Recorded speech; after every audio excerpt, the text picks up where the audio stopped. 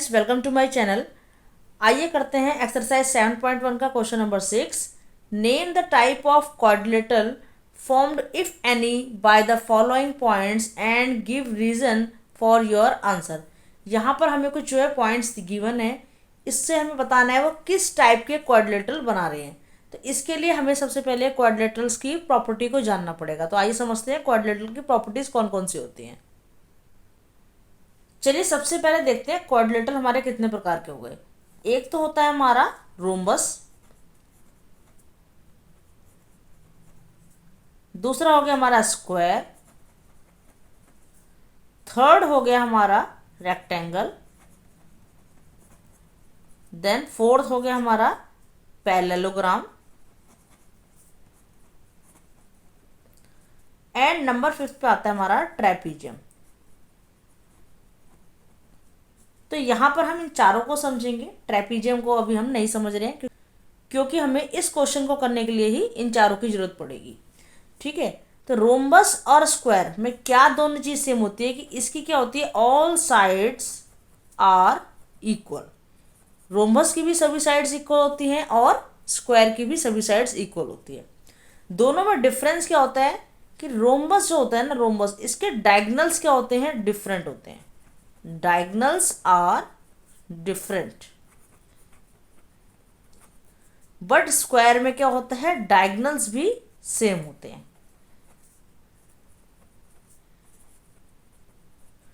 तो इस तरीके से हम स्क्वायर और रोम्बस के बीच में डिफरेंस जान सकते हैं कि रोम्बस और स्क्वायर दोनों में साइड्स तो इक्वल होती हैं, सेम होती हैं, बट डायगनल्स जो है इनके डिफरेंट होते हैं, रोम्बस के और स्क्वायर के सेम होते हैं। देन रेक्टेंगल और पैरेललोग्राम में भी एक कॉमन चीज ये है कि इनकी अपोजिट साइड्स इक्वल होती है। अपोजिट साइड्स आर इक्वल, इसमें भी same opposite sides are equal, but difference क्या है, रेक्टेंगल के डायगनल्स इक्वल होते हैं और पैरेललोग्राम के डायगनल्स अनइक्वल होते हैं। लिखेंगे diagonals are equal and diagonals are different, या फिर हम अनइक्वल लिख सकते हैं। ट्रेपीजियम को हमें इस क्वेश्चन में नहीं करना है, लेकिन मैं बता देती हूँ इसकी टू अपोजिट साइड्स जो होती हैं वो क्या होती हैं, नॉन पैरेलल होती हैं। एंड टू अपोजिट साइड्स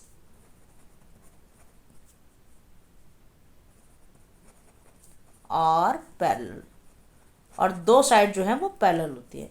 लेकिन हमें इस क्वेश्चन को करने के लिए इन चारों का ही यूज करना है। ठीक है, तो आइए करते हैं, क्वेश्चन को स्टार्ट कर लेते हैं। जैसे कि अभी हमने प्रॉपर्टी पढ़ी कि किसी भी फिगर को बताने से पहले हमें क्या करना पड़ेगा, उसकी साइड्स निकालनी पड़ेंगी एंड उसके डायगनल्स भी निकालने पड़ेंगे। तो उसी तरीके से हम यहाँ पर जो है ये जो हमें पॉइंट्स गिवन है इसकी हेल्प से साइड्स और डायगनल्स इनके बीच का डिस्टेंस निकालेंगे। तो यहाँ पर मैंने एक फिगर बना दी है, मुझे नहीं पता ये स्क्वायर है, रोम्बस है, रेक्टेंगल है या फिर पैरेललोग्राम है, बट यहाँ पर एक फिगर बना दी है। इसमें हमने पॉइंट्स को डिनोट कर दिया। पॉइंट्स को हमें सीरियल वाइज में ही डिनोट करना है, और यहाँ पर लिख दिया मैंने ये हो गया हमारा पॉइंट ए, ये हो गया पॉइंट बी, ये हो गया पॉइंट सी, और ये हो गया हमारा पॉइंट डी। तो इस तरीके से अब हमें करना क्या है कि हम पहले ए और बी का डिस्टेंस निकालेंगे, देन बी और सी का डिस्टेंस निकालेंगे, उसके बाद डी और सी के बीच का डिस्टेंस निकालेंगे, देन ए और डी के बीच का डिस्टेंस निकालेंगे। उसके बाद हम इनके डायगनल्स भी निकालेंगे। डायगनल्स क्या होते हैं, जो एक कोने को दूसरे कोने से जोड़ रहे हैं, बीच से कट करते हुए, इंटरसेक्ट करते हुए। ठीक है, इसको मान लेते हैं हम पॉइंट ओ। तो हम उसके बाद उसके डायगनल्स का भी डिस्टेंस निकालेंगे। तो आइए क्वेश्चन को स्टार्ट करते हैं। क्वेश्चन करना है हमें डिस्टेंस फॉर्मूला की हेल्प से। यहाँ पर मैंने डिस्टेंस फॉर्मूला लिख लिया है, x2 माइनस x1 का whole square plus y2 minus y1 का होल स्क्वायर। ठीक है, तो अब हमें निकालना है a से b तक का डिस्टेंस। तो यहाँ पर हमारा जो x1 होगा वो होगा -1 और x2 होगा 1, देन y1 होगा -2 और y2 होगा 0। ठीक है, तो देखो यहाँ पर हम पुट कर लेते हैं वैल्यूज। x2 है हमारा 1 माइनस, और यहाँ पर देखो एक और माइनस लगाया तो ये माइनस और ये माइनस हो जाता है प्लस, हो गया +1 का होल स्क्वायर, देन प्लस। अब y2 कितना है हमारे पास 0 और y1 है -2। तो ज़ीरो और ये माइनस और द फॉर्मूले का माइनस मिल करके क्या होता है, प्लस हो जाता है। तो इसका भी होल स्क्वायर सॉल्व कर लेते हैं इसको। यहाँ पर क्या आ जाएगा, देखो 1 और 1 2, 2 का होल स्क्वायर प्लस यहाँ पर भी 2 का होल स्क्वायर, तो ये हो जाता है हमारे पास 4 + 4, जो 4 + 4, तो यहाँ पर हो जाएगा हमारे पास 8। तो 8 के जब हम प्राइम फैक्टर लिखेंगे तो वो कुछ इस तरीके से आएंगे, 2 × 2 × 2। अब जिसके पेयर बन जाते हैं वो तो आ जाता है रूट से बाहर, तो हम लिख देते हैं 2 को रूट से बाहर, और जो एक सिंगल वैल्यू बच जाती है वो रहती है रूट के अंदर। तो ये हो गया 2√2 यूनिट। ठीक है, यहाँ पर हमने निकाल लिया ए बी का डिस्टेंस। अब हम निकाल रहे हैं बी सी का डिस्टेंस। लिखेंगे बी सी इक्वल टू, अब मैं फॉर्मूला बार बार नहीं लिख रही हूँ, डायरेक्ट वैल्यू पुट करूँगी। ठीक है, तो यहाँ पर हमारे लिए देखो, इसको हम x1 रख लेते हैं, इसको x2 रख लेते हैं, तो ये हो जाता है हमारे पास -1 का होल स्क्वायर, -1 और यहाँ पर फॉर्मूले वाला माइनस, देन 1 का होल स्क्वायर प्लस ये हो गया हमारे पास 2 -0 का होल स्क्वायर। सॉल्व करेंगे, माइनस माइनस क्या होता है प्लस, तो -2 का होल स्क्वायर प्लस क्या हो गया 2 का स्क्वायर। कैलकुलेट करते हैं, 2 का स्क्वायर यहाँ पे करेंगे तो 4, यहाँ पर भी 4, तो आ जाएगा हमारे पास √8। इसको भी ओपन करेंगे तो हमने यहाँ पर किया था, इसको हो जाएगा 2√2 यूनिट। ठीक है, हमने बी सी निकाल लिया। अब हम क्या निकालते हैं, सी डी निकालते हैं। तो सी डी इक्वल टू, फिर से हम क्या करेंगे, फॉर्मूला हम वापस नहीं लिख रहे हैं, फॉर्मूला हमारा लिखा हुआ है। अब हमें निकालना है सी डी का डिस्टेंस, तो हम इसको मान लेते हैं x2 और इसको x1। तो यहाँ पर हो गया x2 हो गया हमारा -3 और इसका माइनस और फॉर्मूले का माइनस बन जाता है प्लस, तो हो गया -3 + 1 का होल स्क्वायर प्लस 0 - 2 का होल स्क्वायर। 3 में से हम 1 को माइनस करते हैं तो हमारे पास आ जाता है -2, -2 का स्क्वायर प्लस यहाँ पर भी -2 का स्क्वायर हो जाएगा, तो 2 2 जा कितना होता है 4, यहाँ पर हो जाएगा 4। ठीक है, 4 + 4 करेंगे तो कितना आ जाता है हमारे पास, √8 आ जाता है। ठीक, अब हम इसको सॉल्व करते हैं। देखो √8 आ गया हमारे पास, हमें पता है कि √8 को ओपन करेंगे तो हमारे पास क्या आएगा, 2√2 आएगा, तो इसका आंसर कितना हो गया, 2√2 यूनिट। यहाँ पर मुझसे थोड़ी सी मिस्टेक हो गई थी। चलिए आगे देखते हैं, हम इसको AD निकालते हैं। AD इक्वल टू, देन फिर से हम इसको रख लेते हैं x1 और इसको x2, तो हमारे पास हो जाएगा -3 माइनस माइनस हो गया प्लस 1 का होल स्क्वायर प्लस देन 0 + 2 का स्क्वायर। ठीक है, सॉल्व कर लेंगे, 3 में से 1 गया तो आ जाता है -2 का स्क्वायर प्लस 0 और 2, यहाँ पर हो गया 2 का स्क्वायर। सॉल्व करेंगे अब तो हो जाता है यहाँ पर 2 2 = 4 और यहाँ पर भी हो गया 4, तो आ गया हमारे पास √8, देन कितना आ गया, 2√2 यूनिट। तो यहाँ पर हमने क्या देखा कि सभी साइड्स जो हैं वो क्या हो गई, इक्वल हो गई। यहाँ पर भी 2√2, यहाँ पर भी 2√2, देन सी डी का जो डिस्टेंस है वो भी 2√2 और ए डी का डिस्टेंस आया वो भी क्या आया, 2√2 आया। तो अब हमें कैसे पता लगाएं कि ये फिगर जो है हमारी रोम्बस है या फिर स्क्वायर है, तो इसके लिए हमें क्या करना पड़ेगा, इसके लिए हमें इसके डायगोनल्स का डिस्टेंस भी फाइंड करना पड़ेगा। तो आइए डायगोनल्स का डिस्टेंस निकालते हैं। चलिए, तो डायगोनल्स हमारे क्या हैं, डायगोनल्स हैं हमारे AC एंड BD, ये हमारे डायगोनल्स हैं। तो AC हम निकाल लेते हैं सबसे पहले। फॉर्मूला है हमारा x2 - x1 का स्क्वायर प्लस y2 - y1 का होल स्क्वायर। वैल्यूज पुट करते हैं AC की। यहाँ पर देखो क्या वैल्यूज़ है हमारी, -1 -2 एक ही है, तो हम लिख लेते हैं। ए की हमारी क्या वैल्यूज़ है, -1 और -2। उसके बाद सी की कितनी है हमारी, -1 और 2। सी के कोऑर्डिनेट है हमारे -1 एंड 2। ठीक है, ये हमने लिख लिया। अब देखो इसको हम x1 रखते हैं, इसको x2 रखते हैं, तो x2 पहले आएगा -1, उसके बाद ये वाला माइनस और फॉर्मूले का माइनस क्या हो गया प्लस, तो 1 का स्क्वायर प्लस y2 कितना है हमारे पास 2 माइनस और इसका माइनस कितना हो गया प्लस, तो हो गया 2 का स्क्वायर। तो कितना आ गया, -1 और +1 क्या हो जाता है 0, तो हम उसको लिख नहीं रहे हैं। ठीक है, यहाँ पर हो गया 2 + 2 कितना हो गया 4 हो गया। तो 4 का अगर मैं स्क्वायर करती हूँ तो कितना आ जाता है मेरे पास, 4 4 = 16 और इसको ओपन करेंगे तो कितना आएगा हमारे पास 4 आ गया। AC हमारा निकल गया 4। अब हम निकाल लेते हैं अपना BD। चलिए सबसे पहले हम B के कोऑर्डिनेट्स लिख लेते हैं कि B के कोऑर्डिनेट्स कौन कौन से हैं। तो B के कोऑर्डिनेट्स हैं हमारे 1 और 0। देन डी के कोऑर्डिनेट्स लिख लेते हैं कितने हैं, तो डी के कोऑर्डिनेट्स है हमारे -3 और 0।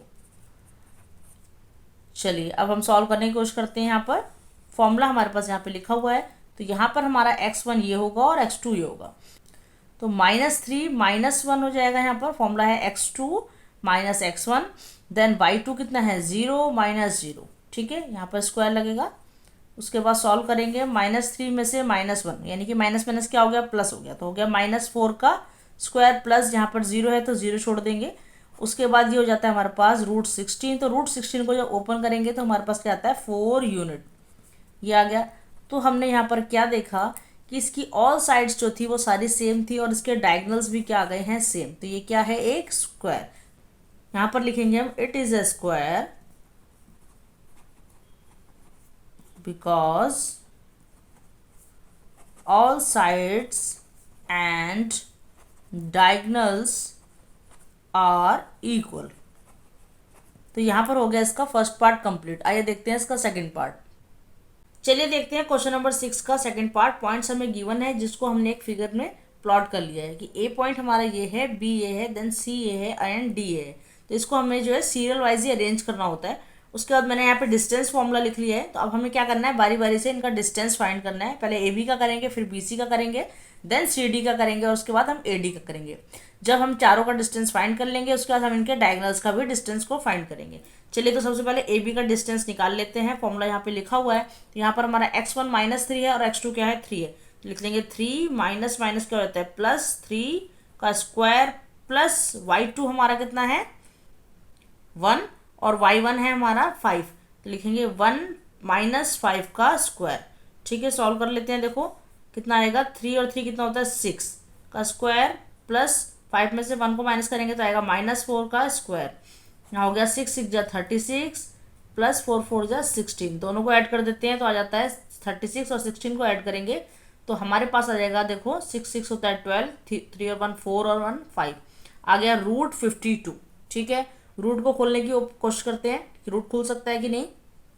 √52 को ओपन करेंगे तो हमारे पास आ जाता है 2√13। ठीक है, हमने निकाल लिया ए बी का डिस्टेंस। अब हम निकालते हैं बी सी, तो बी सी इक्वल टू हो जाता है हमारा, देखो x2 कितना हो जाएगा, यहाँ पर हम ले सकते हैं x1 इसको ले लेते हैं, x2 इसको ले लेते हैं, तो होता है 0 -3 का स्क्वायर प्लस 3 -1 का स्क्वायर, 3 -1 का स्क्वायर। सॉल्व कर लेते हैं। देखो यहाँ पर हो गया -3 का स्क्वायर प्लस 3 में से 1 गया तो होता है 2 का स्क्वायर, 3 3 जा 9 प्लस 2 2 जा 4, दोनों को ऐड करेंगे तो हमारे पास आ गया √13। चलिए निकाल लेते हैं सी डी का डिस्टेंस। ठीक है, सी डी का निकालेंगे हम डिस्टेंस, तो ये हो गया हमारा x1, ये हो गया हमारा x2। तो x2 पहले लिखते हैं, x2 माइनस x1 का square plus y2 minus y1 का स्क्वायर। ठीक है, सॉल्व कर लेते हैं। देखो यहाँ पर आ गया -1 का होल स्क्वायर प्लस उसके बाद माइनस माइनस क्या होता है प्लस, तो हो गया -7 का होल स्क्वायर। ठीक है, तो देखो -1 को मल्टीप्लाई करेंगे 1 से तो कितना आता है 1 प्लस 7 7 जा कितना होता है 49, तो कितना आ गया हमारे पास √50। चलिए अब निकाल लेते हैं हम ए डी का डिस्टेंस। ठीक है, तो ए डी का डिस्टेंस निकालते हैं हम यहाँ पर।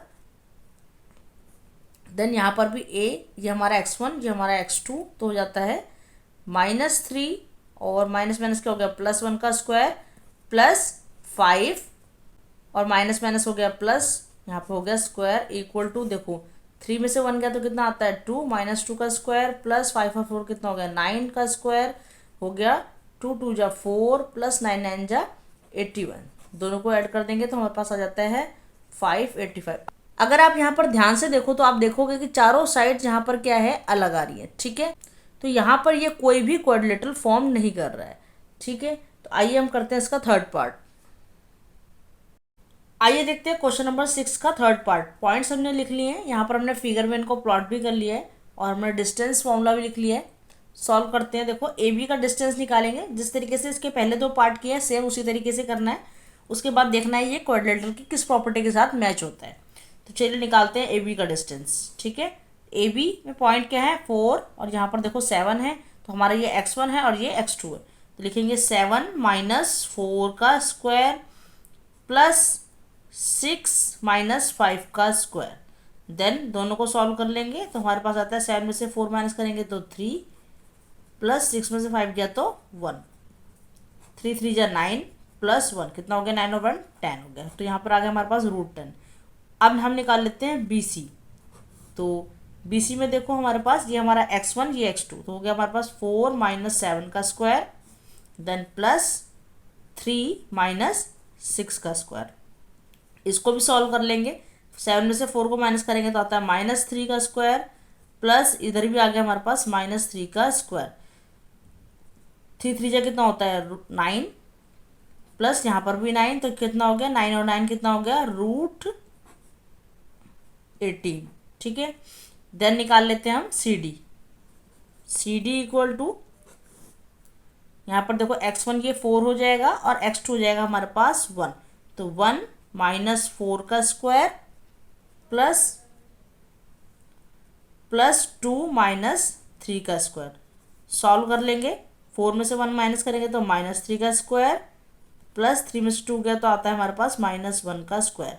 तो ये हो गया 9 प्लस 1 कितना हो गया √10। चलिए अब हम निकाल लेते हैं AD। तो हो गया AD इक्वल टू यहाँ पर देखो x1 ये हो गया x2 ये हो गया तो हो गया 1 माइनस 4 का स्क्वायर प्लस 2 माइनस 5 का स्क्वायर। सॉल्व कर लेते हैं। 4 में से 1 गया तो आता है -3 का स्क्वायर प्लस 5 में से 2 गया तो -3 का स्क्वायर।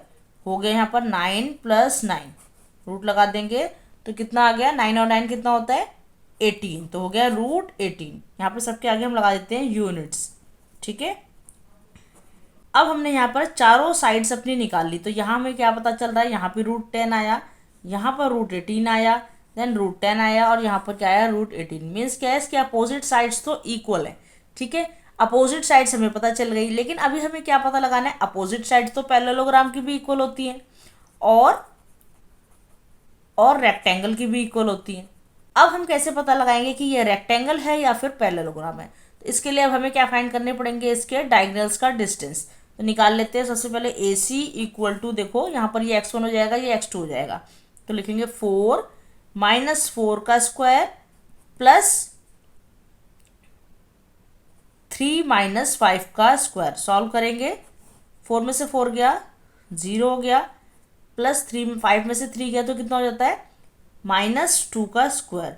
तो -2 का स्क्वायर करेंगे तो कितना आता है 4 √4 और √4 ओपन हो सकता है तो लिख देंगे 2।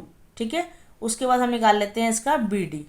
तो BD इक्वल टू यहाँ पर देखो ये x1 ये x2 तो लिखेंगे 1 माइनस 7 का स्क्वायर प्लस 2 माइनस 6 का स्क्वायर। सॉल्व कर लेते हैं। देखो इसको भी 7 में से 1 गया तो कितना आ जाता है हमारे पास -6 का स्क्वायर प्लस 6 में से 2 गया तो होता है -4 का स्क्वायर। तो 6 6 जा कितना हो गया 36 प्लस 4 4 जा 16 अंडर रूट इनको प्लस कर देते हैं तो हो जाता है हमारे पास 52 √52। यहाँ पर हमें क्या दिख रहा है डायगोनल्स क्या है अनइक्वल है, इक्वल नहीं है। तो क्या पता चलता है कि ये क्या है एक पैरेललोग्राम है क्योंकि पैरेललोग्राम के डायगोनल्स क्या होते हैं वो इक्वल नहीं होते और रेक्टेंगल के डायगोनल्स इक्वल होते हैं। ठीक है, तो लिख देंगे therefore it is a parallelogram. तो यहाँ पर हो गया हमारा क्वेश्चन नंबर 6 कंप्लीट। मिलते हैं नेक्स्ट वीडियो में, उसमें हम करेंगे question number 7। Thanks for watching.